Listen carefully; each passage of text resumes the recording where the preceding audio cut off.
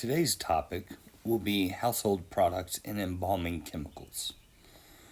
But first, there's more. Let's talk a little bit about class business. There will be a final exam in a couple of weeks or so make sure you have begun studying. Because it is comprehensive, it is super important for you to study sooner in smaller chunks than later. This will also help you with the understanding and remembering information for the board exam. We may or may not have a lab quiz next week. I don't think we will, but I want you to make sure that that may occur. And also, much of what we're going to talk about today, while it seems like it may not be terribly related to embalming, it actually is, because many of the household products that we use are also used in embalming, and a lot of that is actually kind of hidden. Those embalming chemicals are kind of hidden in many of the products that we use oftentimes on a daily basis. So, beginning with a little bit of review, you see how we do a lot of review as we go from lecture to lecture. It's because everything builds on each other. So remember, we talked about polar and nonpolar things. So molecules can be polar or they can be nonpolar. When you have a large difference in electronegativity between two things that are bound one to another, and you find something that is not symmetrical, then you're going to have a polar covalent molecule. So when we look at carbon monoxide, it is polar. Here's the Lewis structure for carbon monoxide. The oxygen is close to fluorine, so this is delta minus. The carbon is therefore delta plus. So we have a dipole moment that shifts from carbon toward oxygen. Notice that we have an electronegativity difference, we have a polarity, and we have a single arrow that goes in one direction. Hence, we have a polar covalent molecule. When we look at carbon dioxide, and we complete the Lewis dot structure, which includes lone pairs on the oxygens, what we find is something kind of similar. We see that we have a delta minus on each of these oxygens, resulting in a delta plus on the middle carbon. Well, in this case, we have a dipole that shifts toward the oxygen on either side. Because those arrows are playing against each other and have the same magnitude but absolutely opposite directions, we have a nonpolar molecule. Because in this case, this molecule is actually symmetrical. This is symmetrical. And because it is symmetrical, now then, we have a nonpolar molecule. Now, polar molecules are going to prefer to interact with other polar molecules and nonpolar with other nonpolar. So that ends up playing a lot of roles that are important, which comes back to our little saying of like dissolves like. Most acids and bases, because these acids and bases tend to be polar, they will dissolve in water because water is polar as well. Alkanes, alkenes, ethers, and all that kind of stuff can dissolve in each other and are mostly nonpolar. Okay? Even in ether, this thing has a slight polarity, but because it's only kind of polar, it can kind of dissolve in a lot of these alkanes as well. But remember, because like dissolves like, unlike does not dissolve unlike. So that means oil and vinegar cannot mix because they are both they are not like each other in terms of their polarity. Therefore, they are something called immiscible, a vocabulary word that you need to make sure you remember. So, let's review a little bit about some of these biological molecules. Remember that there are 4 classifications of biological molecules. We have fats, we have carbohydrates or carbs, we have proteins, and we have what? Nucleic acids. Okay? So, beginning with fats, these are biological molecules that are largely nonpolar. So, what's interesting is because they are nonpolar is how they are actually structured. So, the structure of these fats tend to yield something that kind of looks like this. If you have a triglyceride, you're going to have, for these triacylglycerols or triglycerides, you have something that kind of looks like this, where you have a CH2, a CH, and a CH2. Then this will be bound to oxygens, so it begins to look like glycerin. Then you have a carbonyl right here. In each case, you'll have a carbonyl. And then you're going to have an R group. Remember, R group is whatever random group we have. These R groups for these triglycerides are largely non-polar. Well, what we can do is we can use something called hydrolysis, and this hydrolysis ends up taking this structure right here, these triglycerides, and it uses something to cleave. And so basically what ends up happening is we can do hydrolysis here. Lysis meaning to cleave, to break apart. And we can take this molecule, and when we do this, we actually pull it apart right there. Did you see that? What we do is we pull it apart right there. That is where we cleave. And so then we end up putting, and hydrolysis kind of looks like something that you do with water, right? So you use some enzymes, you use a little bit of water. So remember, water is H2O. So then you put an H on each of these oxygens over here and an OH over here on each of these nonpolar type things. So now then, what we've done is we've produced, over here on the left, we have glycerin, and on the right we see that we have these carboxylic acids.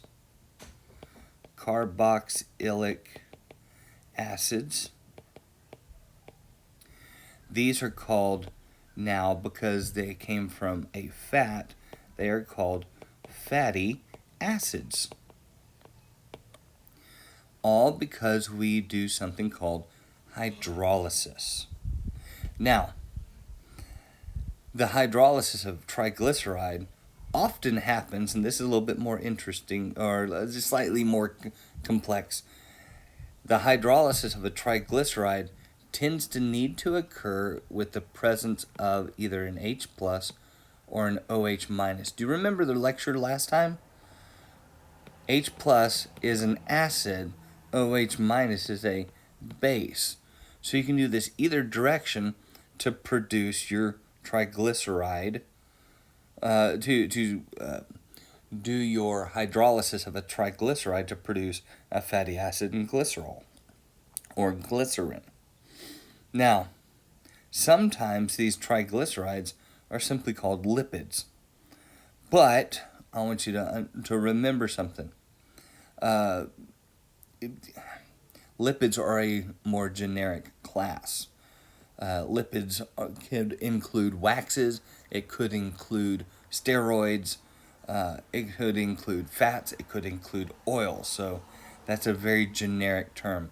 This lipid here is a generic classification. So technically, with those biological molecules we were talking about, the class that includes fats are lipids. A fat, recall, is a solid lipid. And oil is a liquid lipid, typically a triglyceride. Even MCT oil, medium chain triglycerides from coconut oil, is a lipid, not just a fat. So you typically need an acid or a base to do this to do the hydrolysis.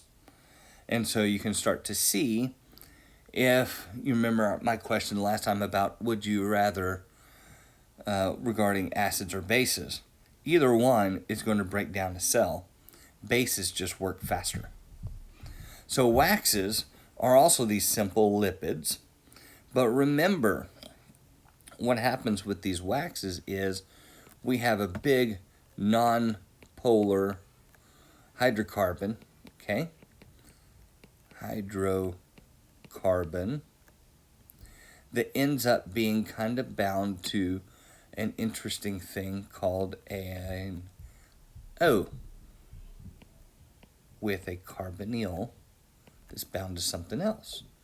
Remember, this here is an ester.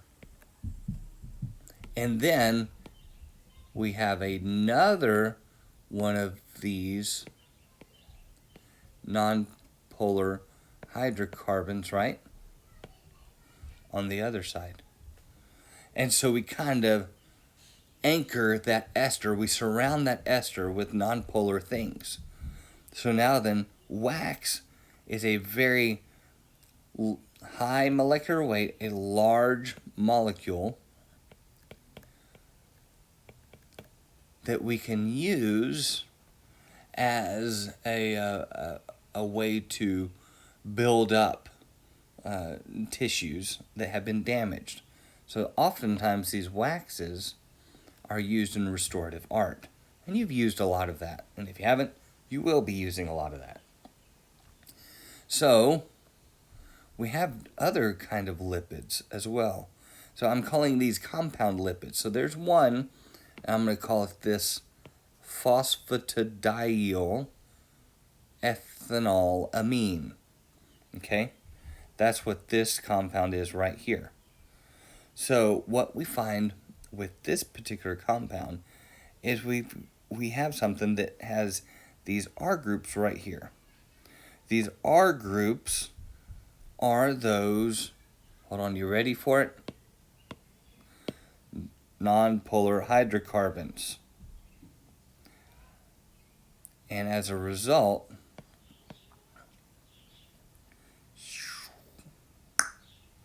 these non-polar hydrocarbons kind of provide that lipid feel, that non-polar end.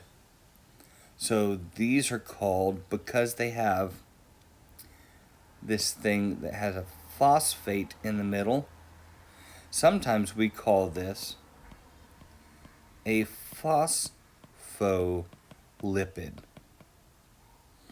as a more generic term.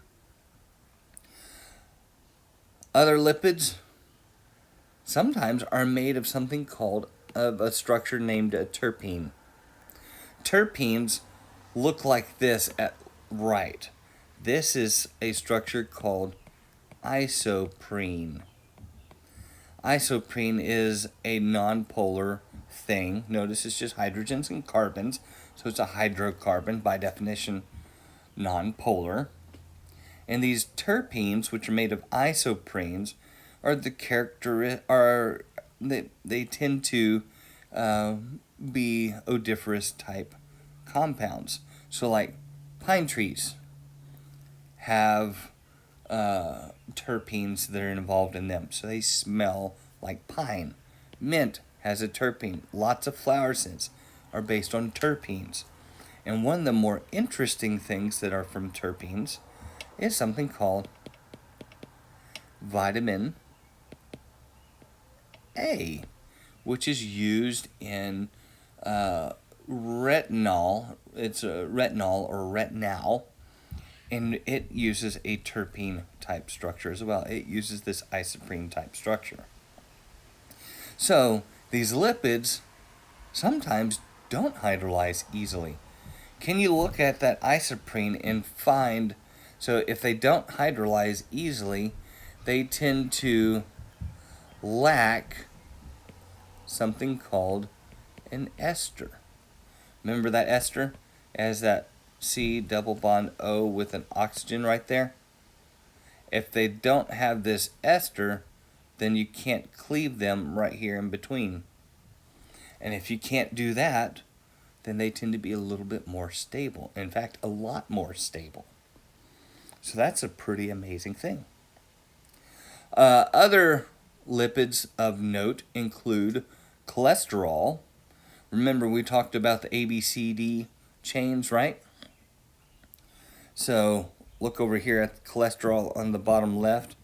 There's the A, the B, the C, and the D rings that are all fused together. Cholesterol, so you got to have an alcohol. So there's cholesterol. It helps to transport various lipids throughout the body.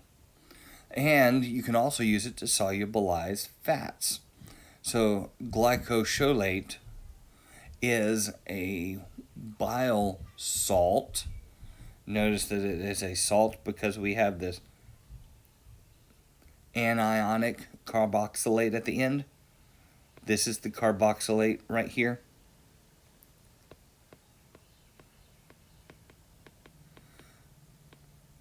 So with this carboxylate, we have a polar end and we've got a non-polar end.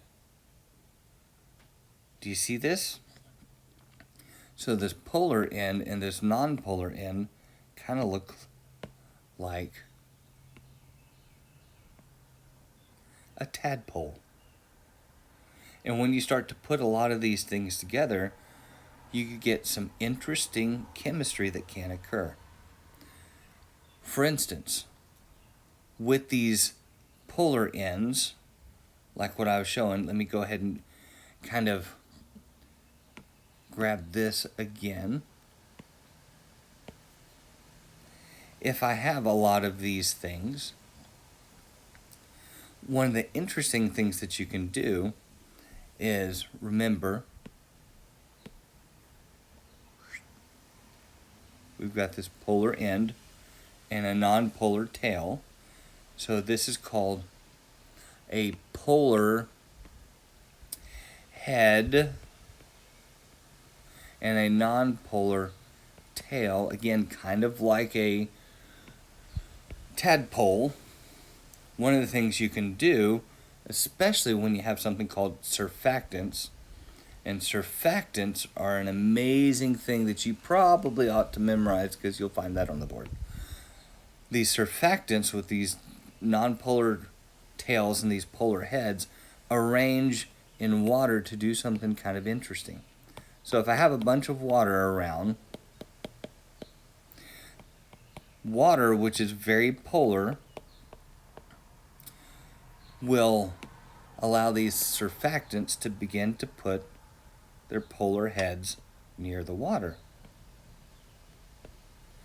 And then their tails kind of hang out farther away from the water. And so now then we can start to see that these polar heads will begin to arrange themselves in a supramolecular structure to do something more interesting. So now then we have something that is, I'm only showing this in 2 dimensions. We have something called a micelle. Micelle. And these micelles have polar outsides and non-polar insides. So that if you have something like dirt, these micelles, these surfactants, can begin to pick up that dirt. What happens is the mucky muck, or as my son calls it, mookie mud, whenever it doesn't like to dissolve in water. Have you noticed this? Dirt doesn't dissolve in water, it just kind of sits there. It's part of a suspension. So what ends up happening is this mookie mud then can begin to intercalate or to sneak into this micelle. And when that mookie mud sneaks into that micelle, now then it lives in that nonpolar zone. Now then that micelle picks up mookie mud and can remove it from the solution more easily. These surfactants, which are used a lot in cleaners, detergents kind of thing, is very useful in your line of work. Now, soaps are sodium or potassium salts of fatty acids. So we basically have kind of this nonpolar tail. We'll do it this way. We'll give you so you have this nonpolar tail and you have a polar head group. This polar head group, whenever we've got this, what it looks like, you got the tail, which is your nonpolar thing, and the polar head group, if you'll recall, is a C double bond O, O minus, where you have either sodium or potassium as this as the counter ion, the positive ion, the cation, to the carboxylate, that C double O, double bond O, O minus. These soaps are these sodium and potassium salts of the carboxylates. So it allows mookie mud and grease and other nonpolar things to get trapped in these micelles. Now, surfactants, which have these colloidal suspensions or emulsions, that's what happens when we have that mookie mud get stuck in between. So remember up here with this particular drawing that I had, as a way to kind of show you this in action, we have this, right? But now then, we have this mookie mud that needs to get inside, right? So let me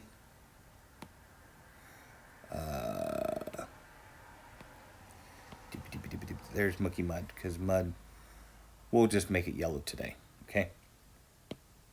Now, this mookie mud wants to go and live inside here, doesn't it? But you have a lot of these micelles around, don't you?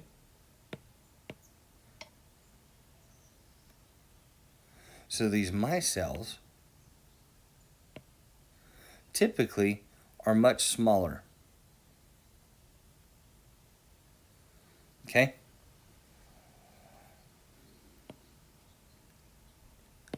And you've got lots of them.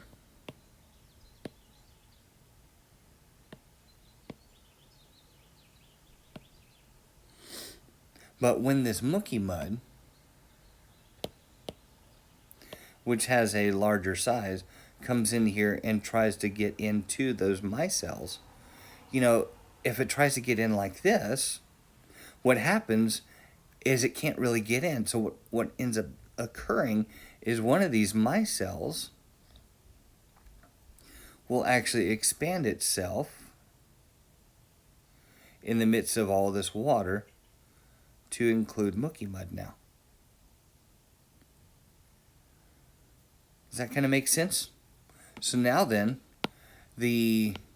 what we've got is we've got all this water, we've got these micelles, and we've got mookie mud that has a colloidal suspension. That is something that has these micelles with stuff inside. This is also called an emulsion. So eventually they'll just kind of fall out of solution.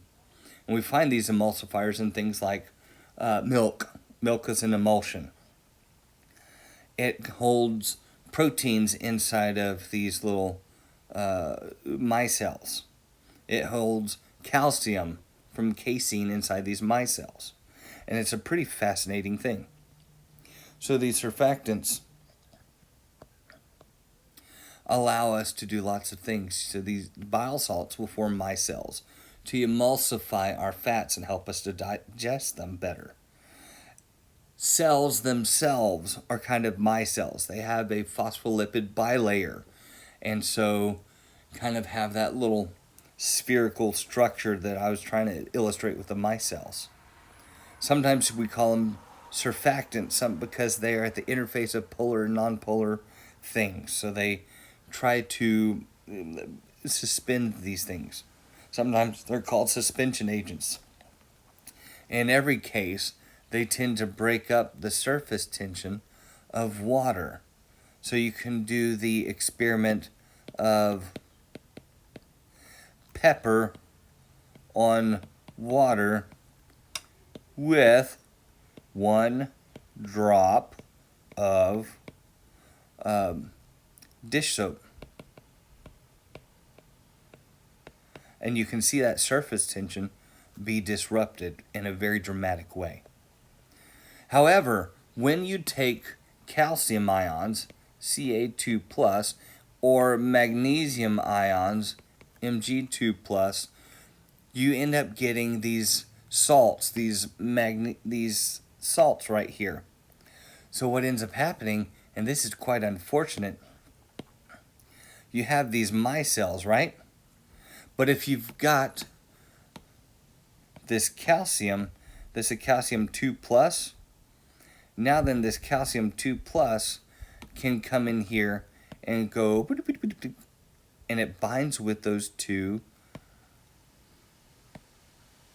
components there.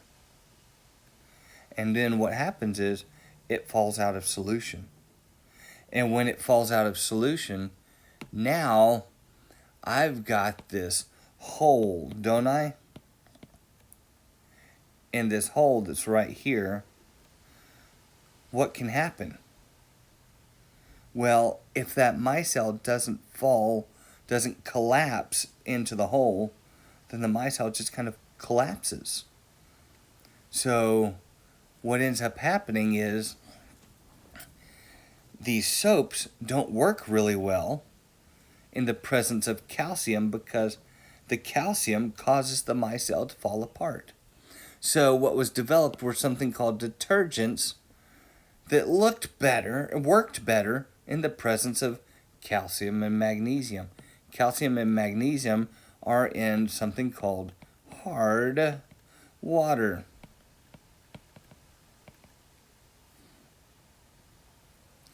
One example of a detergent is this sodium lauryl sulfate or sodium laureth sulfate. So they tend to be, these detergents tend to be sulfates. So you got kind of this RSO4 minus, or sometimes you'll have an R2PO4 minus. So you have a phosphate or a sulfate. These things are much more resistant to calcium and to magnesium, and so they tend to work better than soaps in many ways. But that's the key. Detergents are also surfactants of sorts, but they are sulfates or phosphates. Now, You can use water softeners to help out with all sorts of things. And these water softeners can actually bind up these calciums and magnesiums. So one thing that you can find is you've got this EDTA. EDTA is actually known as ethylene diamine tetraacetic acid. The thing about EDTA, which you can find in shampoo and lots of other things, is EDTA will find that calcium or that magnesium, and what it kind of does is it really kind of just wraps it up into a big huge thing. So we get kind of this binding to the EDTA, and so it pulls that EDTA out and kind of wraps it up and hides it. So it hides the calcium, and as a result, the water is softened because you got calcium in hard water, or magnesium in hard water, or iron in hard water. Another thing that you sometimes find is the sodium tripolyphosphate as a water softener. Sometimes you'll use something called a citrate, which comes from citric acid. But EDTA is often used in embalming science as well. Perfumes. Lots of perfumes are based on terpenes. So, how would you use a perfume in embalming? Well, it helps to cover up the smell of decomposition in many cases. Sometimes we'll use reodorants. So, what we'll want to do is kind of react with some of those unfortunate smelly things. So, interestingly, remember we were talking about putrescine and cadaverine. So here's H2N, 1, 2, 3, 4, and another NH2. This here is putrescine, right? If it putrescine has this nitrogen that will react with an aldehyde, right? So this aldehyde can come in here and react there, and then it gets bound up and becomes a Schiff base, right? An imine. Most of these fragrances have some sort of an aldehyde or something that will bind up those amines that are present due to putrefaction. So benzaldehyde is a reodorant. In other words, what it does is it binds up the smelly stuff so that it smells different. So it's not actually something that you want to use to make a body smell nice in terms of just covering up a smell. This actually is used to get rid of the smelly stuff. In other words, the things that are the byproducts of decomposition. Clove oil will do that. Sassafras oil will do that. Oil of wintergreen will sometimes work with that. And we've talked about oil of wintergreen before. And this oil of wintergreen has an interesting structure. It is a methyl salicylate.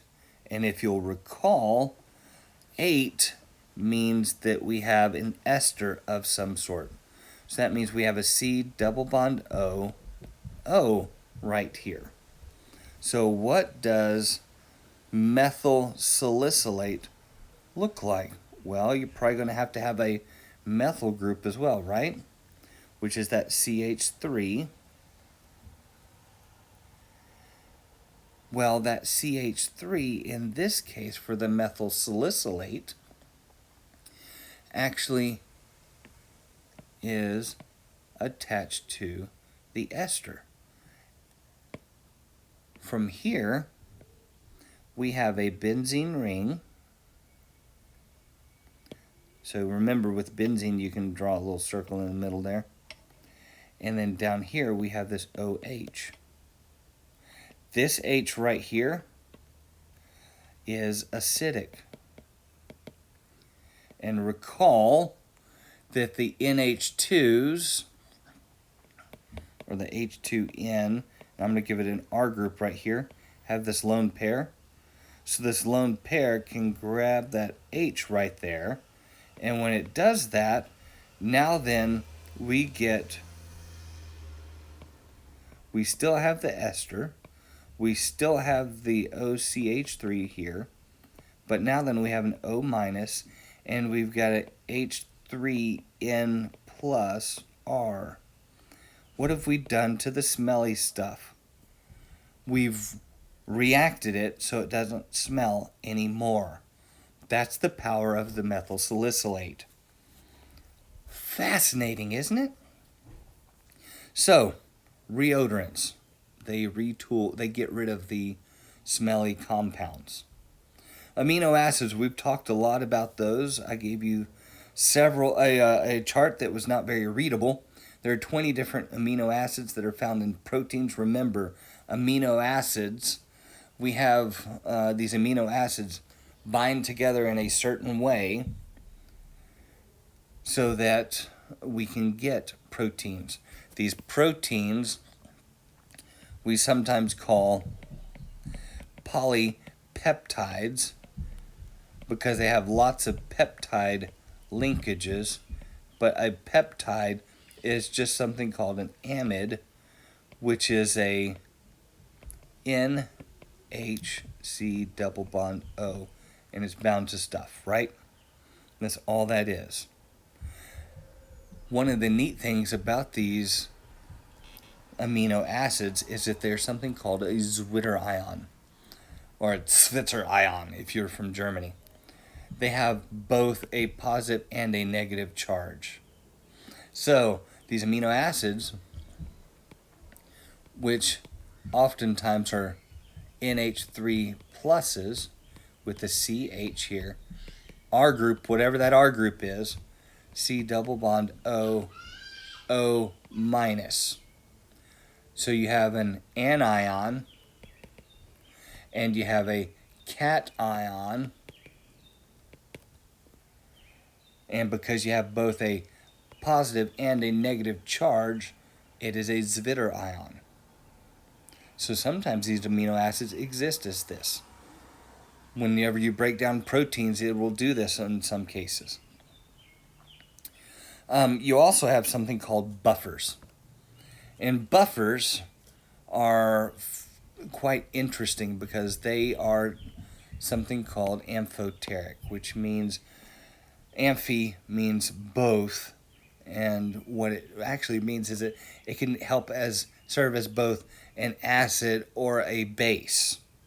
So it can donate protons, it can accept protons, and the whole point of buffers is they help maintain a constant pH. This is very important. If your pH begins to get too acidic or too basic, it can cause lots of problems biologically.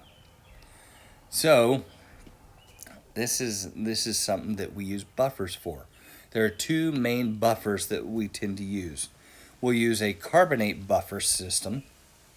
I'm going to change color because I can. So let's look at these two buffer options, okay? You have a carbonate buffer. So a carbonate buffer basically says you can have an H2CO3, that's carbonic acid, and you can lose minus an H plus will give you HCO3 minus an H plus will give you CO3 2 minus. We can go the other direction as well, where you can do a plus H plus to get HCO3 minus, or you can do another plus H plus to get the H2CO3. So this becomes a neat little carbonate buffer system. This carbonate buffer system is used in something that we call cellular respiration.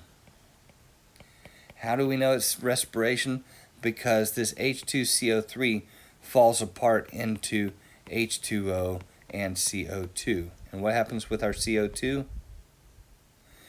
We exhale it. And so breathing maintains this carbonate buffer system. Once breathing stops, the pH balance caused by the carbonate buffer solution also ceases, because we get a buildup of the CO2, which makes us go backwards, and it increases our concentration of the H2CO3, which is highly acidic. We also have something called a phosphate buffer solution. The phosphate buffer solutions are renal. That means they work with the kidneys. So in this case, we have an H3PO4, where we can also do minus H's and plus H's, and we can get this H2PO4 minus, or we can get an HPO4 2 minus, or just a PO4 3 minus. In each case, we can do the minus H plus one direction and the plus H plus the other direction. This is the phosphate buffer solution to maintain blood pH and body pH. But again, once death occurs, the renal system fails. And this is why whenever the kidneys fail, so often death is quite imminent, because we start to mess with the pH in our body. Peptides, we've already talked a little bit about them. This is the peptide bond right here in the middle. You see this peptide bond right there? That's the amide that we've talked about before. So when you have alanine on the left and cysteine on the right, when they bind together, they can produce this peptide linkage. If you go the other direction, it produces a different dipeptide.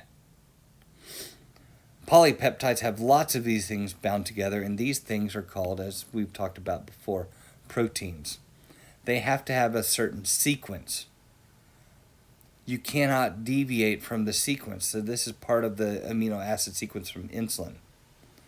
It is not the same as a cow or a pig or even a monkey. This is a little bit, or quite a bit different. So you can see all of these things are different amino acids. So you have glycine, you have glutamate, you have arginine, a pirate's favorite. You have phenylalanine, you have tyrosine. Here's a cysteine, here's a valine, here's a leucine. We get all sorts of these things. Here's a proline right here. So lots of, if you deviate, if you take this valine right here and you get rid of it, it might disrupt the entire structure and of how insulin functions in the body.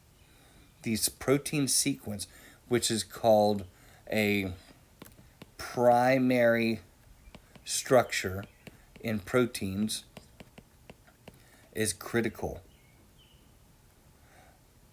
And so this primary structure is something that defines how the protein operates. You have secondary structures too, and we talked about this before, where you have alpha helixes and beta strands or beta sheets. Most of the time I'll call these things beta sheets. That's a type of secondary structure. And you can see this because the alpha helix kind of looks like this. And the beta sheet looks like this, where you have big massive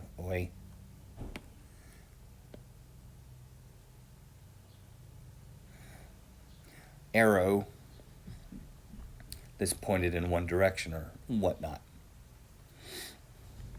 Tertiary structures That means polypeptides, as they get larger, they'll fold up on themselves using these tertiary structures are dictated by intermolecular forces. So while a protein might look like this,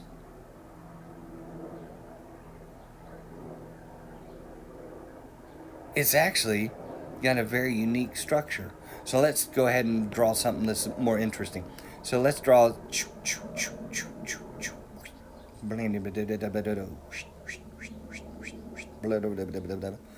and then we'll go ahead and then we'll draw another beta sheet the other direction, and then we'll get, so this with the alpha helices, can you see those alpha helices right here? And with the beta sheets that you see right here, and then the amorphous regions, which you see over here, all this stuff right here, these little swirly gigs are very amorphous. But I want you to notice something. Right here in the middle, we have a big hole. Maybe in that big hole, that's where our active site is. If you don't have that peculiar amorphous section that is formed via the intermolecular forces to produce a tertiary structure, then you don't have a working protein. So you got to be careful with those tertiary structures. They're important. The tertiary structure of insulin is quite important. This zinc that's right there, this gray ball, if you're without the zinc, it doesn't work. Here's a tertiary structure of hemoglobin. Notice it looks like the squirrely everywhere kind of thing. Very amorphous. You don't see the helices here. The quaternary structures where you have more than one proteins that are associated with another. Hemoglobin is made of 2 copies of one type of polypeptide and 2 copies of another. So you have 4 proteins, which equals to 1 hemoglobin. Of course, hemoglobin is present in red blood cells. So it has an alpha 2 beta 2 structure. That's a fancy way of saying that. But you've got a quaternary structure with 4 proteins. And here's a particular protein for an hemoglobin, except what we're doing is we're showing it in terms of dark green and light green, where the dark greens are the copies one of the other, and the light greens are the copies one of the other. Hemoglobin is a transport protein. Notice that in hemoglobin, we kind of have some empty space right there in the middle. What gets transported in that empty space? O2. How many O2s? Typically, you have 6 O2s in one hemoglobin. Pretty interesting, isn't it? Keratin is another protein. It's a structural protein. Lysozyme is an enzyme that cleaves or cuts. And this lysozyme is actually really important for cellular death. It cleans up the cellular death. It helps the cells to actually die. Sometimes you'll see these lysozymes, which have there's lots of different lysozymes. Sometimes you'll see them labeled as a lyase. So when it ends in ase, this is the suffix for an enzyme. And an enzyme is basically a catalytic protein. And a catalytic protein, or sometimes it's a catalyst of some sort. Sometimes they're protein, sometimes they're not. In this case, for lyase is a catalytic protein. So a catalyst just speeds a reaction. So lysozyme speeds cellular cleanup. So if a cell dies, the lysozymes become activated. Once they are activated, then that cell is able to be disposed of. This happens all the time in life. Upon death, we have a massive activation of lysozymes, and it begins the cellular decomposition very, very quickly. These enzymes are biological catalysts that again speed up a reaction that is oftentimes so terribly slow that it doesn't want to occur. Some enzymes are proteins, but some are not. Some are RNAs or ribonucleic acids. Some are small molecules. So they vary in all sorts of forms. They are really powerful catalysts, and the enzyme helps a substrate or something that it reacts with to do its reacting. Now, again, these enzymes nearly always end in an ACE, and they always say what they do. So a triose, as in it is a 3 sugar, right? 3 sugar, ose is sugar, deals with a phosphate, and then we get this isomer right there. So it begins to help to form an isomer. It takes this 3 sugar isomer, this 3 sugar chain connected to a phosphate, and it makes it to be formed and makes it to form an isomer. A protease hydrolyze proteins, and lipases hydrolyze lipids. It's in lip, as in lipid, proteins, proteases. These are important.